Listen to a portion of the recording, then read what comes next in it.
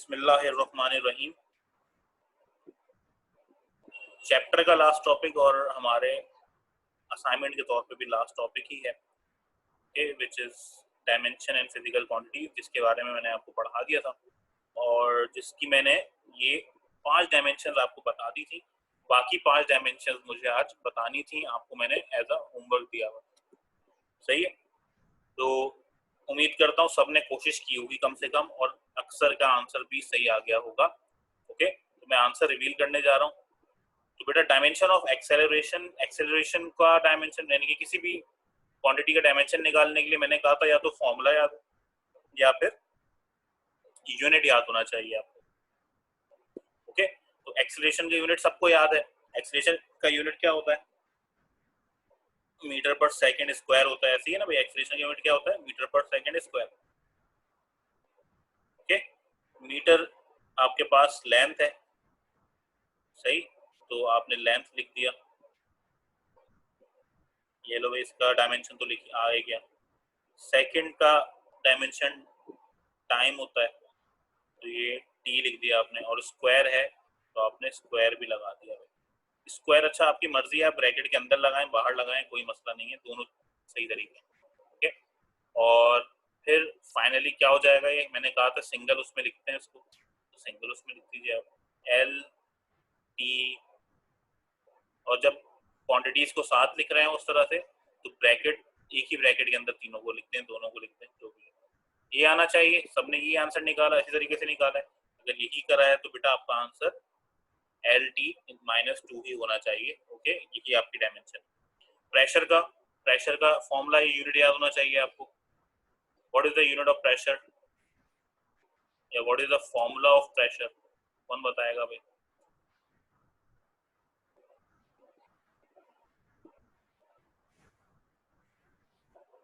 तो प्रेशर का जो फॉर्मूला होता है वो है आपके पास force per unit area, F over A है। अब देखो दोनों क्वांटिटीज आपके पास कौन सी आ गई? ड्राइव्ड क्वांटिटीज आ गई।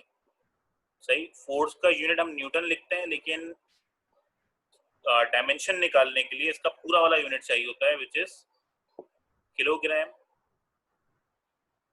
मीटर पर सेकेंड स्क्वायर। किलोग्राम मीटर पर सेकेंड स्क्वायर। सही है, ये फोर्स का यूनिट हो गया आपके पास। एरिया का यूनिट क्या होता है भाई? एरिया का यूनिट होता है मीटर स्क्वायर, सबको पता है।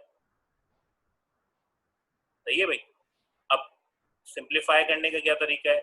ऊपर डिवीजन के अंदर कोई चीज आ रही है तो बेटा वो डिवीजन वाली चीज, उसका डिनोमिनेटर नीचे आके मल्टीप्लाई हो जाएगा, तो यूनिट का शेप जो है इस तरह से हो जाएगा, kilogram metre divided by metre square, okay, and second square. मैं उन बच्चों के लिए कर रहा हूँ जिनको प्रॉब्लम हुई है, वरना मैं डायरेक्ट आंसर रिवील कर देता इसका। m से स्क्वायर कैंसिल हो जाएगा, क्या रह गया आपके पास? किलोग्राम पर मीटर पर सेकेंड स्क्वायर। सही है, किलोग्राम पर मीटर का मतलब -1 और पर सेकेंड स्क्वायर का मतलब -2। पर का मतलब होता है डिवाइड में कुछ है। सही है, किलोग्राम का मतलब मास,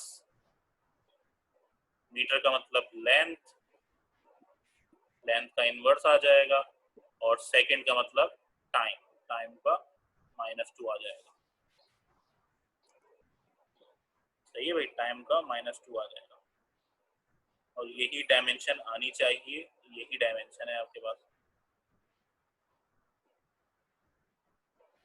देख लेते हैं, अगर डायमेंशन मैंने सही करी तो उसका डायमेंशन ये निकलना चाहिए, तो यही है बेटा। यहाँ पे ये 2 है, सही है, ये 2 है, 1 नहीं है।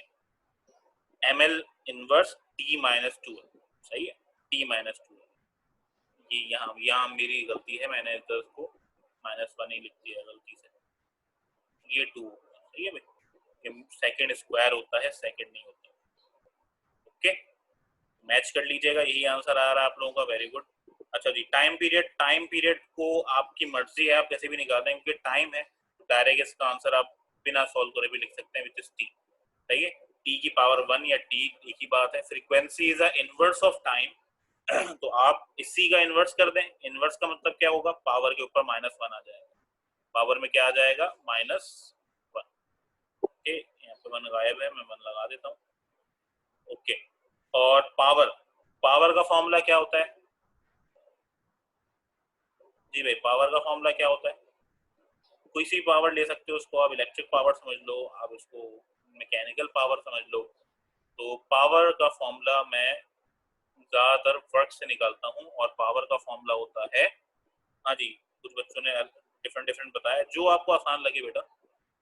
सबसे आसान तो आपके पास जो है मैकेनिकल फॉर्मूला है इसका, पावर का, which is work over time या एनर्जी ओवर टाइम। सही है, वर्क ओवर टाइम या energy over time. Work over time क्यों बोल रहा हूँ बताता हूँ मैं, क्योंकि वर्क का फॉर्मूला मुझे पता है। वर्क फॉर्मूला होता है F D, force into displacement. ये निकाल चुके हैं हम, ये देखो इधर, देख रहे हो, वर्क और एनर्जी का फॉर्मूला इधर निकाल चुके हैं। तो एफ डी का मुझे पहले से मालूमात है, वरना आप निकाल लीजिएगा, कोई मसला नहीं। फोर्स का फॉर्मूला तो पता है आपको, फोर्स का डायमेंशन क्या होती है, साथ में डिस्प्लेसमेंट की डायमेंशन डाल देना। लेकिन वर्क का मुझे डायरेक्टली पता है, तो फिलहाल मैं डायरेक्ट लिख रहा हूँ, आप स्टेप बाय स्टेप करेंगे। फोर्स का अलग लिखना, सही है, फोर्स का यूजर लिखा हुआ है MLT-2, और फिर डिस्प्लेसमेंट को अलग से मल्टीप्लाई कराना, अलग अलग करके, सही है। मेरे पास जगह कम है, मैं बस सिर्फ डायरेक्ट एनर्जी यानी वर्क का फॉर्मूला लिख रहा हूँ, डायमेंशन विच इज ML² और T-2, ML² और T-2, सही है। और टाइम क्या होता है भाई, और टाइम है आपके पास सिंपल टी। अब ये ऊपर जाएगा, सही है, यहां से यहां आएगा, तो ये -1 हो जाएगा, बेसिस सेम पावर ऐड, -1 -2 क्या हो जाएगा मिलके बेटा, -3। तो आंसर आपके पास आना चाहिए ML² T-3, ML² T-3 answer सही है, यही आना चाहिए, सही है बेटा, चेक कर लीजिएगा अपने पास। तो ML² T-3 आपके पास आंसर आना चाहिए। अगर आपने ये सॉल्व कर लिया है तो समझ लीजिए आपको डायमेंशंस को सॉल्व करना, उसको फाइंड आउट करना आ चुका है, क्योंकि ये इनफ है, इससे ज्यादा हम और ज्यादा क्वांटिटीज इस्तेमाल नहीं करते, यही हमारे लिए बहुत है क्वांटिटीज। ओके, चाहे तो आप और मजीद क्वांटिटीज को पिक आउट कर लें कहीं से, कोई बहुत सारी ड्राइव क्वांटिटीज मौजूद है आपके सामने, बुक हमने काफी सारी पीछे पड़ी हुई है थोड़ी बहुत, तो आप उनको देखने की कोशिश करें, उसको कन्वर्ट करने की, कहीं और दिख जाती है। फिलहाल अभी के लिए आपने डायमेंशंस को सीख लिया, ओके, कोई प्रॉब्लम है तो आप सवाल कर सकते हैं।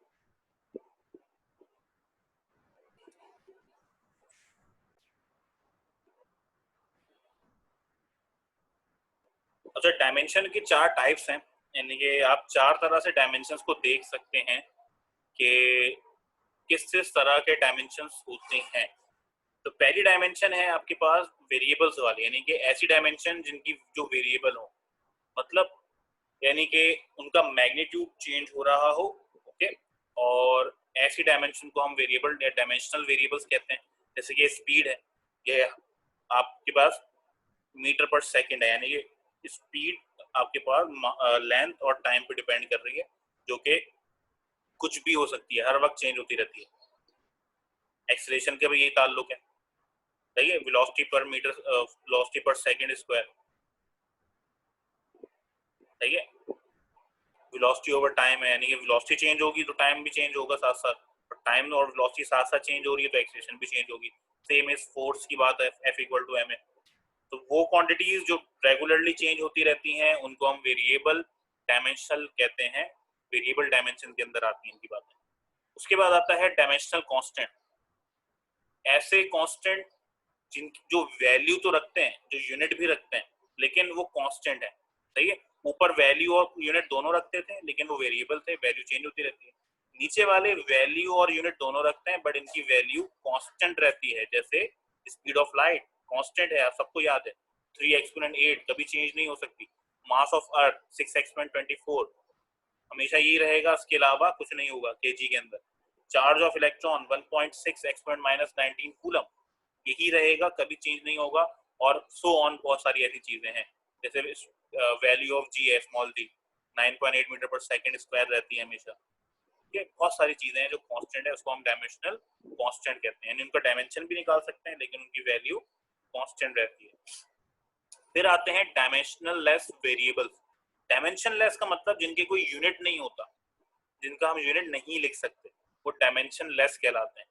ओके, कोई किसी नौयत में नहीं आते लेकिन वो वेरिएबल्स होते हैं, जैसे कि प्लेन एंगल। अब मैं इसको डायमेंशन लेस क्यों कह रहा हूँ, क्योंकि एंगल्स हमने पढ़ा था ये किसी बेस क्वांटिटी या ड्राइव क्वांटिटी में नहीं आते, ये इनके लिए अलग से इनको सब्स्टिट्यूट करने के लिए इनके लिए अलग से एंगल्स बनाए गए, सप्लीमेंट्री एंगल्स बनाए गए।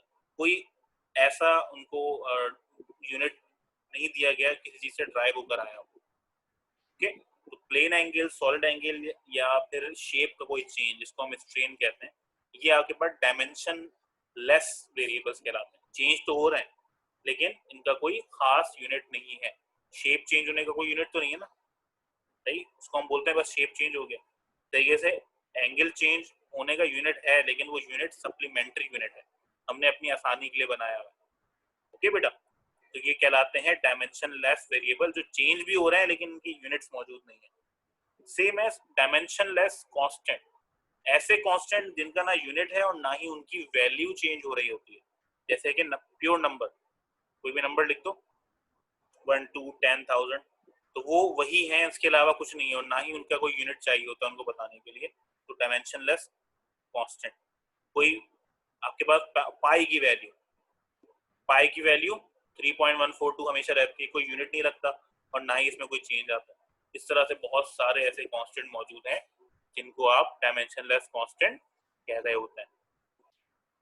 अब बेटा एग्जाम्पल प्रॉब्लम है, example problem 1.6, using the dimension analysis find the correct relation. ये आपको दो रिलेशंस दिए हैं, पता नहीं इनमें से कौन सा सही है, शायद आपको पता भी हो, लेकिन डायमेंशन एक तरीका है आपके क्वांटिटी की इक्वेशंस को प्रूफ करने का। हर दफा ये बिल्कुल सही नहीं रहता, हर दफा ये नहीं है कि आप चेक कर सकते हैं कि भाई हाँ आपकी डायमेंशन सही आ रही है तो क्वांटिटी सही है, सही, हर दफा ऐसी बात नहीं होती। लेकिन हाँ, डायमेंशन अगर गलत आ जाए तो 100% श्योर है कि आपने जो क्वांटिटी बनाई है वो गलत है। इक्वेशन ऐसी नहीं बननी चाहिए क्योंकि क्वांटिटीज का बैलेंस होना जरूरी है हर चीज में। इक्वेशन का मतलब क्या होता है, इक्वेशन का मतलब बैलेंस, दोनों तरफ चीजें एक जैसी होनी चाहिए। तो इन दोनों में से कोई एक करेक्शन है। करेक्शन कैसे समझ में आएगी, जब दोनों के लेफ्ट और राइट साइड आपस में इक्वल हो जाएंगे। चले सॉल्व करते हैं, जैसे मुझे पता चलेगा कि तो ये इक्वल हो गया, मैं उसका रिजल्ट बता दूंगा आपको।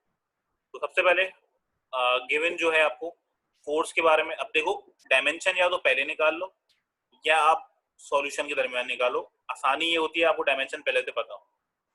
तो फोर्स की डायमेंशन ये है, मास की डायमेंशन ये आ गई, वेलोसिटी की डायमेंशन ये आ गई, और radius is kind of length, तो उसकी भी डायमेंशन लेंथ वाली होगी। ओके, रिक्वायर्ड क्या है, आपको मालूम करना है रिलेशन कौन सा करेक्ट है दोनों में से।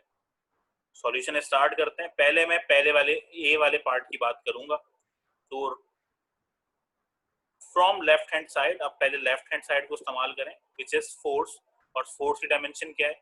अब आप इसको सिंपली सॉल्व भी कर सकते हैं, वरना मैं डाटा पे पहले ही इसको ले चुका हूं कि भाई इसके बराबर होता है। Okay, from right hand side, right hand side में M V square upon R square है, तो एम का मतलब मास, सही है, वी मतलब मीटर पर सेकेंड, तो मीटर पर सेकेंड की डायमेंशन ये आ गई और उसका होल स्क्वायर भी लगा हुआ है, बाहर लगा दिया। उसके बाद आर स्क्वायर है, आर की डायमेंशन कितनी है, एल, और उसके स्क्वायर बाहर लगा दिया। अब इसको सिंप्लीफाई करो, स्क्वायर अब सबको मिल जाएगा, तो ये एल स्क्वायर हो जाएगा, ये टी माइनस स्क्वायर हो जाएगा, और ये एल स्क्वायर हो जाएगा।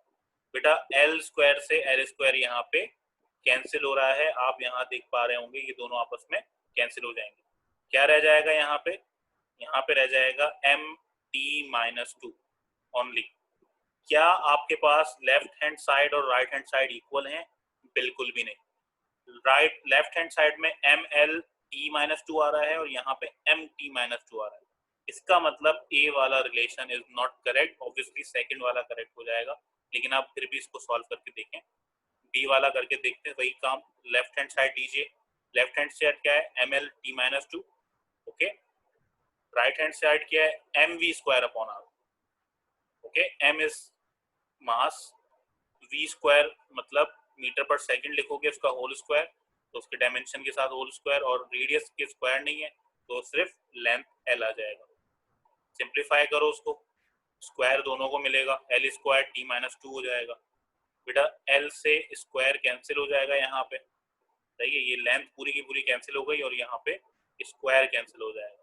तो आपके पास आंसर क्या आएगा इसका, mlt माइनस 2, जिसका मतलब ये है कि right hand side is equal to left hand side. सही है, तो रिजल्ट में आपके पास क्या आएगा, फर्स्ट वाली जो इक्वेशन है is not dimensionally correct but second one is dimensionally correct. बस इतना सा काम आपने करना था। एक असाइनमेंट है आपका, ये बुक के अंदर असाइनमेंट है, एक हिस्सा मैं करा रहा हूँ, एक हिस्सा आपको करना है। सही है, और करिएगा, बड़ा आसान सा है। Show the equations are dimensionally correct. अब देखो इन्होंने बोला है कि इन दोनों को डायमेंशनली करेक्ट बताना है कि है या नहीं। ये है, क्योंकि मुझे पता है ये इक्वेशन ऑफ मोशन है, आपने इसको कंफर्म करना है। डाटा के आसान तरीके से करना, ज्यादा थ्योरी लिखने की जरूरत नहीं है, काम की चीजें लिखो बस, इनफ है। सही है, तो सिर्फ लेफ्ट हैंड साइड और राइट हैंड साइड लेके सॉल्व कर देना। डाटा आपको कुछ चीजें पहले से पता होनी चाहिए, या कुछ चीजें डाटा में ही सॉल्व कर लो, ताकि सॉल्यूशन के बीच में ना बड़ी घिचपिच हो जाती है। तो आप डाटा के अंदर ही सॉल्व कर लो, जैसे कि वेलोसिटी को मैंने डायरेक्ट लिख दिया, आप वेलोसिटी को डाटा के अंदर सॉल्व करके लिख लें कि वेलोसिटी का डायमेंशन कैसे आया। सेम एज एक्सलेरेशन की डायमेंशन सॉल्व करके लिखें डाटा के अंदर। ओके, और टाइम की डायमेंशन तो क्या टी ही होती है। सॉल्यूशन क्या है आपके पास, जरा गौर करिएगा। तो आप लेफ्ट हैंड साइड लेंगे विच इज वीएफ। वीएफ का मतलब होता है फाइनल वेलोसिटी। अब फाइनल हो इनिशियल हो, वेलोसिटी तो वेलोसिटी है, तो वेलोसिटी की डायमेंशन क्या होगी भाई, दिस एल टी माइनस 1, सबको पता है।